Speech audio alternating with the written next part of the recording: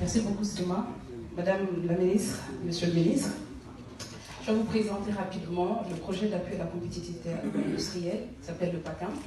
Notre projet a son ancrage au niveau du ministère de l'Agriculture avec la forte implication du secteur privé et d'autres ministères sectoriels. Et c'est un projet qui est financé totalement par la Banque mondiale. En termes de chiffres, le PACAM représente à peu près 17 milliards de francs CFA et nous intervenons dans 4 zones, à savoir Bamako, Koulikoro, Sikasso et Kaï. En termes d'axes d'intervention, nous intervenons sur les axes particuliers, à savoir le segment transformation et commercialisation. Car nous avons vu jusque-là qu'il y a beaucoup de projets, notamment au ministère de l'Agriculture, du développement rural pour faire assez large, qui ont beaucoup travaillé sur l'aspect productiviste. Et nous, au moment de la formulation du PACAM, nous avons pris le défi de plutôt nous intéresser sur la transformation et commercialisation. Le but étant de faire la valorisation des produits agricoles. Et les filières sur lesquelles nous travaillons, c'est essentiellement la mangue, donc dans son segment transformation et commercialisation, encore une fois, mais pas que. Nous travaillons également sur les oléagineux, tout ce qui est promotion de l'alimentation du bétail. Ça, c'est pour faire assez court. Maintenant, en termes d'objectifs, le PACAM n'a pas d'autre objectif que d'attirer les investisseurs. Le but étant de réduire les pertes post-récolte, d'avoir de meilleurs rendements et de surtout favoriser la compétitivité de nos filières, les filières que je viens de citer. Et ça fait que le PACAM, on a cette particularité d'avoir une forte connotation du secteur privé, je l'ai dit, mais ça se ressent même dans nos organes de gouvernance. Notamment, le PACAM a cette spécificité. Dans notre comité de pilotage, nous avons 14 membres. 7 membres qui sont issus des ministères sectoriels, le ministère de l'Agriculture et l'élevage notamment, mais 7 autres qui viennent du secteur privé. Parce que nous, c'est l'initiative privée que nous portons. Et je pense que le cadre que nous avons aujourd'hui nous permet de le dire. C'est de voir concrètement la diaspora que vous représentez, comment est-ce que vous pouvez venir investir et dans quel secteur spécifiquement. Le PACAM avec 30 millions de dollars, je disais 17 milliards, on ne peut pas tout faire, on ne peut pas bouleverser le monde avec 17 milliards. Néanmoins, le PACAM a pris le pari encore une fois de booster les champions. Quand vous êtes champion dans votre domaine et que ça fonctionne le PACAM, ben on vous soutient. Ça fait que ça a valu au PACAM. Actuellement, on est dans la mise en œuvre. Nous avons déjà eu l'Union européenne a manifesté son intérêt de nous accorder des fonds additionnels. En plus des fonds que la Banque mondiale a mis à la disposition du PACAM, l'Union européenne aussi va mettre à peu près un peu plus de 5 millions d'euros à la disposition du PACAM. Et ça, je le dis, c'est important parce que ça permet au PACAM notamment de travailler avec beaucoup de secteurs. Le secteur privé, je l'ai dit, mais surtout les ministères aussi. Certains ministères, beaucoup de ministères notamment.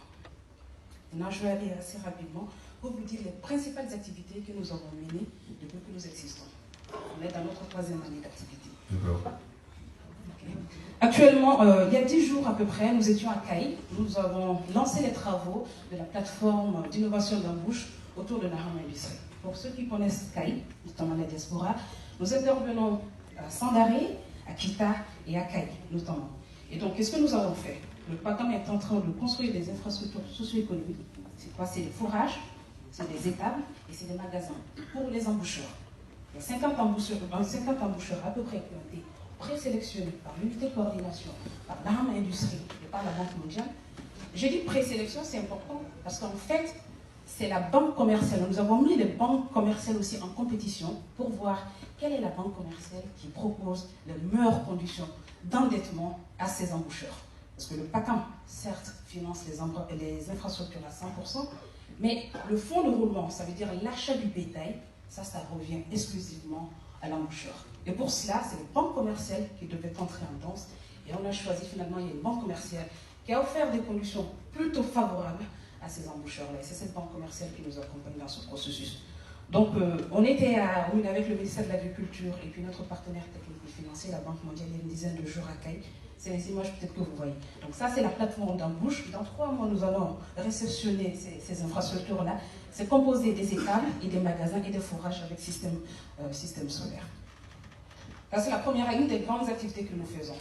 Là aussi, la deuxième activité concerne l'appel à projets, des sous-projets, de l'appel à candidature de sous-projets que nous allons lancer dans les 3-4 mois. Là aussi, je lance un appel à la diaspora ici. Une chose est de vouloir investir, mais savoir vous allez investir dans quoi exactement. Les appels à projets, c'est autre chose que le PACAM va mettre à la disposition, à peu près 35 millions de francs CFA par sous-projet. Là aussi, c'est un processus de sélection. Vous allez monter votre dossier, le PACAM a une assistance technique qui va vous aider à monter concrètement votre business plan, donc votre plan d'affaires. Et nous ne sommes pas les seuls à les sélectionner. Dans les critères de transparence et de clarté, il y a un comité, il y a même 2 comités qui seront situés au niveau du PACAM et qui seront formés des banquiers, parce que nous, comme je l'ai dit au début de mes propos, nous incitons à l'investissement. Nous faisons le début de l'investissement, le reste revient au promoteur. Donc nous vous aidons à monter votre business plan. Un comité d'approbation composé des professionnels, de l'unité de coordination, de l'assistant technique, mais surtout des banquiers qui pourront dire tel projet, monsieur le ministre l'a rappelé tout à l'heure, tel projet bankable ou tel projet ne l'est pas. Donc, moi je lance un appel à la diaspora ici. 100 sous-projets vont être lancés dans quelques mois par le PACAM. La 3e activité, c'est les pistes rurales. Pour ceux qui suivent un peu nos activités, nous avons commencé la réhabilitation de 300 km de pistes rurales dans les secteurs de Yanfolila et Sikasso. Le but étant simplement en fait, de désenclaver les grands bassins de production, que ce soit Yanfolila et Sikasso. Et au terme de ces travaux, c'est à peu près 35 000 tonnes de manque supplémentaires qui seront évacuées dans ces zones-là. En plus de ces pistes rurales, nous avons aussi lancé les travaux des centres de collecte.